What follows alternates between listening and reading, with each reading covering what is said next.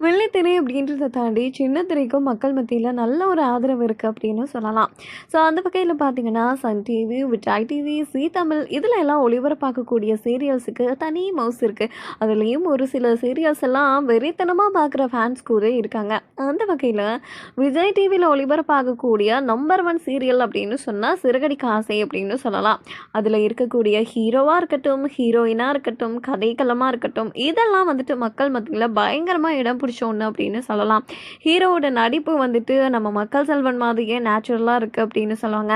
ஹீரோயினும் வந்துட்டு சூப்பரா பண்றாங்க அப்படின்ற மாதிரி. ஸோ இந்த ஒரு ஹீரோயின் சீரியல் ஹீரோயினுக்கு வந்துட்டு படத்துல நடிக்க வாய்ப்பு கிடைச்சிருக்கு. அதுவும் நம்ம சூப்பர் டூப்பர் ஹீரோவான தனுஷ் கூட நடிக்க வாய்ப்பு கிடைச்சும், அவங்க வந்துட்டு அத ரிஜெக்ட் பண்ணிட்டேன் அப்படின்ற மாரி தகவல் பார்த்தீங்கன்னா, இப்போ வெளியாகிருக்கு. ஸோ இந்த ஒரு சீரியல்ல கதாநாயகியா நடிச்சுட்டு வரவங்க தான் கோமதி பிரியா. அவங்க வந்துட்டு அசுர வேகத்துல வளர்ந்துட்டு வந்திருக்காங்க அப்படின்னு சொல்லலாம். அசுரன் படத்துல இளம் வயசு தனுஷுக்கு ஜோடியா நடிக்க தான் வெற்றிமாறன் வந்துட்டு இவங்கள கேட்டிருக்காங்க. ஆனா அந்த ஒரு சமயத்துல தெலுங்கு சீரியல்ல ரொம்ப பிஸியா நடிச்சுட்டு வந்ததால நோ சொல்லிட்டாங்களாம். நெறைய பேர் என்ன சொல்றாங்கன்னா, "நீ தப்பிச்சிட்டம்மா" அப்படின்ற மாதிரி தான் சொல்றாங்க. ஸோ இத பத்தி நீங்க என்ன நினைக்கிறீங்க அப்படின்ற உங்களோட ஒப்பீனியனை கமெண்ட்ஸில் சொல்லுங்கள்.